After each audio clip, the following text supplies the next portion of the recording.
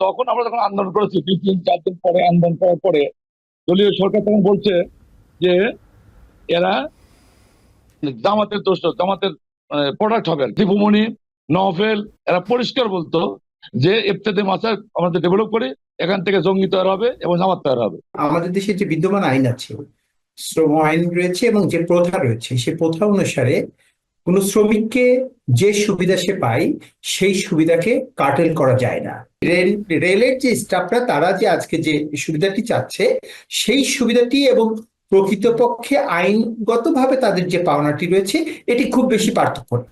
দেশের নিবন্ধনভুক্ত সব স্বতন্ত্র ইবতেদায়ী মাদ্রাসা জাতীয়করণ করার যে সিদ্ধান্ত নিয়েছে বলা হচ্ছে শিক্ষা মন্ত্রণালয়, আপনি সেখানে ছিলেন, সেই আলোচনায় আসলে আপনাদের সাথে কি বলা হলো, কি সিদ্ধান্ত জানানো হলো, কি প্রক্রিয়ায় এই কাজগুলো করা হবে এবং সরকারের পক্ষ থেকে কিভাবে কি ব্যবস্থা নিলে আপনারা মনে করেন যে বিষয়টি কার্যকর হবে? ধন্যবাদ আজকে সঞ্চালক মহোদয় আপনাকে এবং আমার আলোচক বৃন্দ সবাইকে আমার সালাম, আসসালামু আলাইকুম। আপনি জানেন যে আমাদের ইফতেতে মাদ্রাসা কিন্তু অনেকদিন আগে থেকে, অর্থাৎ পাকিস্তান পিরিয়ডের আগে হয়তো ছিল, এদের নাম ছিল আলাদা। তখন নাম ছিল ফোরকানিয়া অথবা মক্তব, এরকম নয় পরিচিত হতো। 1978 সনে মাদ্রাসা অর্ডিন্যান্স যখন দেয়, মানে সরকার করে 1978 সনে, সেই 78 সনের অর্ডিন্যান্সের 17(2)(b) ধারা মোতাবেক 1984 সন থেকে এই মাদ্রাসাগুলো রেজিস্ট্রেশন দেওয়া ধরে। মক্তব বা ফোরকানি যে মাদ্রাসাগুলো, এটা মাদ্রাসা বোর্ডের নিয়ন্ত্রণে নিয়ে আসে, নাম দেয় স্বতন্ত্র ইফতেতে মাদ্রাসা। তো সে 1984 সন থেকে রেজিস্ট্রেশন দেওয়া শুরু হয়। তখন থেকে মাদ্রাসা ব্যাপক হারে মাদ্রাসা ছিল। এককালে মাদ্রাসা প্রায় 90 সাল পর্যন্ত আসার পরে, 90 দশকের পর্যন্ত মাদ্রাসা হয়েছিল 18,000-এর উপরে। কিন্তু এই মাদ্রাসাগুলো 18,000 উপরে মাদ্রাসা হয়, কিন্তু এর বেতন ভাতা হয় না। 1994 সনে যখন এই মাদ্রাসাগুলো মানে বেতন ভাতার জন্য তখন আন্দোলন করছে একটা সংগঠন, জমিয়তুল মাদ্রাসা, জমিয়তুল মাদ্রাসা। কিন্তু আমরা তখন, আমি শিক্ষক 94 সালে অবশ্য, তখন বেতন ভাতা আসেনি। 1994 সালে প্রাথমিক রাষ্ট্রের প্রাথমিক বিদ্যালয় এবং ইফতেতে মাদ্রাসা, এটা দুইটা একই পরিপত্রে 500 টাকা অনুদান শুরু হয়। পরবর্তীতে আমাদের 1996 সালে আসার পর মন্ত্রণালয় আলাদা হয়ে যায়, প্রাথমিক মন্ত্রণালয় আলাদা হয়ে যায় আমাদের শিক্ষা মন্ত্রণালয় থেকে। প্রাথমিক রেজিস্টার প্রাথমিক বিদ্যালয় চলে যায় প্রাথমিক মন্ত্রণালয়, আর আমাদের ইফতেতে মাদ্রাসা রয়ে যায় শিক্ষা মন্ত্রণালয়। এই শিক্ষা মন্ত্রণালয় রয়ে যাওয়ার কারণে শিক্ষা মন্ত্রণালয় আর আমাদের কোনো পদক্ষেপ গ্রহণ করে না। প্রাথমিক মন্ত্রণালয় থেকে প্রাথমিক রাষ্ট্রীয় প্রাথমিক বিদ্যালয় ধাপে ধাপে বেতন, প্রথমে 500, 750, 1400, 1950, 2700, এরকম 3400, তারপর 5,000, কত, এরপর আস্তে আস্তে বাড়তে বাড়তে শেষ পর্যন্ত 2013 সালের জানুয়ারি মাসে 26,165 মাদ্রাসা তৎকালীন প্রধানমন্ত্রী জাতীয়করণ করেন। আর আমাদের শিক্ষামন্ত্রী থাকার কারণে এই ইফতেতে মাদ্রাসার কোনো ভাগ্যের পরিবর্তে হয় না। সরকার যখন প্রাথমিক মন্ত্রী জাতীয়করণ করেন, তখন আমাদের মাদ্রাসা 2013 সালে 22 জানুয়ারি তো নুর ইসলাম নাহিদ সাহেব আমাদের বেতন ডাবল করে, 500 টাকা থেকে 1,000 টাকা করে। পরবর্তীতে আমরা তখন আন্দোলন আবার শুরু করলাম। 2017 সালে আবার একটা প্রস্তাব করে অর্থ মন্ত্রণালয়। অর্থ মন্ত্রণালয় তখন বললো যে না, আমাদের দিতে বলা নাই, যার কারণে এটা আমরা দিতে পারবো না।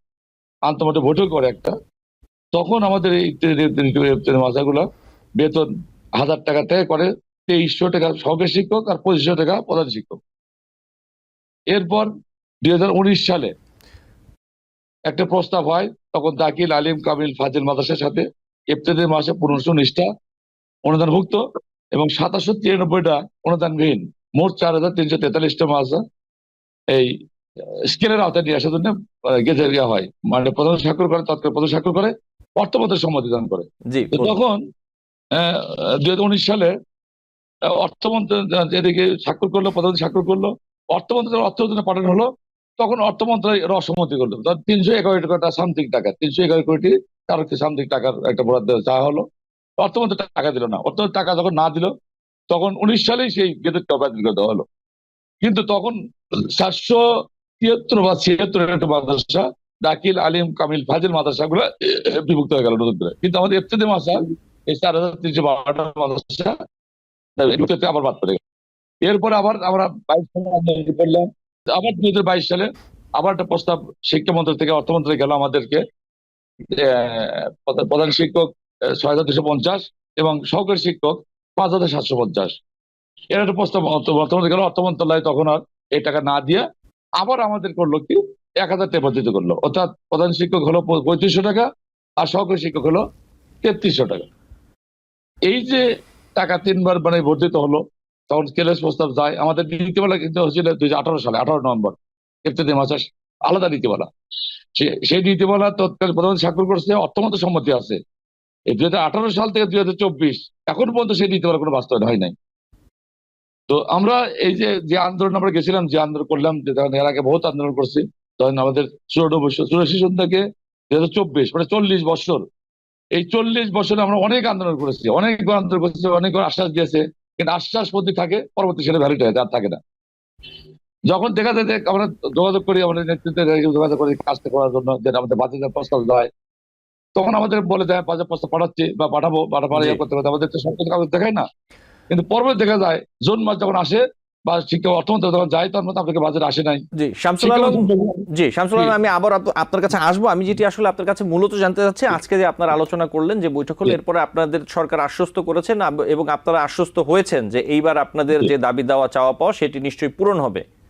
জি না, এই বিষয়ে বলতেছি আমি, যেটা পূর্ণ আশা করছি এই কারণে যে তখন আমরা যখন আন্দোলন করেছি 2-3-4 দিন পরে আন্দোলন করার পরে দলীয় সরকার তখন বলছে যে এরা জামাতের দোষ, জামাতের প্রোডাক্ট হবে আর কি। এই ইফতেতে মাসুদ ডেভেলপ করা হয়, এখান থেকে যে ছাত্র বাড়াবে, যা ছাত্রছাত্রী তৈরি হবে, সব জামাতের প্রোডাক্ট হবে। এটাই ছিল আমাদের ত্যাগ। সব বিশেষ করে দীপুমণি, নওফেল, এরা পরিষ্কার বলতো যে ইফতেতে মাসুদ আমাদের ডেভেলপ করি, এখান থেকে জঙ্গি তৈরি হবে এবং জামাত তৈরি হবে। এই কারণে আমাদের কোনো ডেভেলপ করে নাই। মূল বেতনের সঙ্গে রানিং অ্যালাউন্স যোগ করে পেনশন আনুতোষিক সুবিধা দেওয়ার দাবিতে আন্দোলন করছেন রানিং স্টাফরা, এবং এই দাবি দেওয়ারগুলো বিষয়ে আপনি আসলে কি বলবেন, যে তাদের এই দাবি দেওয়াগুলো আপনি কিভাবে দেখছেন? সাথে আমি একটু যোগ করি, তা হচ্ছে যে অর্থ উপদেষ্টা সালাউদ্দিন আহমেদ তিনি কিন্তু বলেছেন যে সরকার সাধ্যমতো সব দিয়েছে, যেসব দাবি যৌক্তিক ছিল সেগুলো আমরা মেনে নিয়েছি, ওভারটাইম দেওয়া হয়েছে, কিন্তু এখন যদি বলে আরো চাই তাহলে সমস্যা। তাহলে এই সমস্যা হলে সমাধান কিভাবে হবে? আহসান হাবিব বুলবুল। জি, প্রথমে আমি ধন্যবাদ জানাচ্ছি TVN24 কে আমাকে কথা বলার সুযোগ দেওয়ার জন্য। আমি ধন্যবাদ জানাতে চাই যে আজকের সঞ্চালক, দর্শক শ্রোতা এবং আমার সহ আলোচক প্রত্যেকেই আমার পক্ষ থেকে এবং আমার সংগঠনের পক্ষ থেকে শুভেচ্ছা জানাচ্ছি। আপনি যে কথাটি বলেছেন সেটা আজকের দেশের যে আলোচনার একটি আলোচিত বিষয়। আমি সাধারণভাবে যে বিষয়টি মনে করি সেটি হচ্ছে, এবং আমাদের দেশে যে বিদ্যমান আইন আছে, শ্রম আইন রয়েছে এবং যে প্রথা রয়েছে, সেই প্রথা অনুসারে কোন শ্রমিককে যে সুবিধা সে পায় সেই সুবিধাকে কার্টেল করা যায় না। আপনি বলেছেন, রেফারেন্স দিয়েছেন এবং আপনি এই পত্রিকাতেও এই বিষয়গুলো সংবাদ এসেছে যে এই ট্রেনের যে স্টাফরা এই সুবিধাটি পেতেন, সেটি হচ্ছে 162 বছর পূর্বের সুবিধা। তাহলে ব্রিটিশ আমল থেকে এটি চলে আসছে, এবং এই যে স্টাফ, সেই স্টাফের পরিমাণ হচ্ছে সব মিলিয়ে মাত্র প্রায় 3000 জন।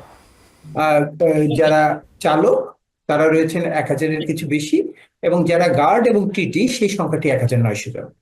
এবং মানে খুব সাধারণ ব্যাপার যে একজন এই চালক যখন তিনি ডিউটি করছেন, তিনি আসলে 8 ঘন্টার মধ্যে তার ডিউটি যদি সে থামিয়ে দেন, তাহলে আসলে আমরা কেউই গন্তব্যে পৌঁছাতে পারবো না।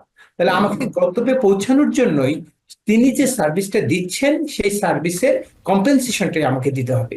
সাধারণ অবস্থাতে যারা এই চালক হিসেবে কাজ করছেন, রানিং স্টাফ হিসেবে কাজ করছেন, তারা প্রত্যেকেই মানুষ। কিন্তু তাহলে তারা মানুষ হিসাবে সে যে দায়িত্বটি নিচ্ছেন, তার ব্যক্তি জীবন এবং তার যে শারীরিক অবস্থান, এই দুইটির উপরেই তিনি কিন্তু চাপ নিচ্ছেন।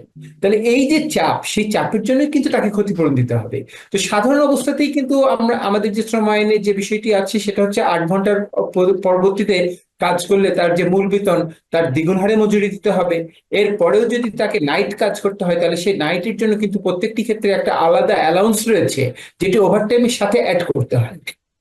তাহলে এই বিষয়টি রেলের যে স্টাফরা তারা যে আজকে যে সুবিধাটি চাচ্ছে, সেই সুবিধাটি এবং প্রকৃতপক্ষে আইনগতভাবে তাদের যে পাওনাটি রয়েছে, এটি খুব বেশি পার্থক্য।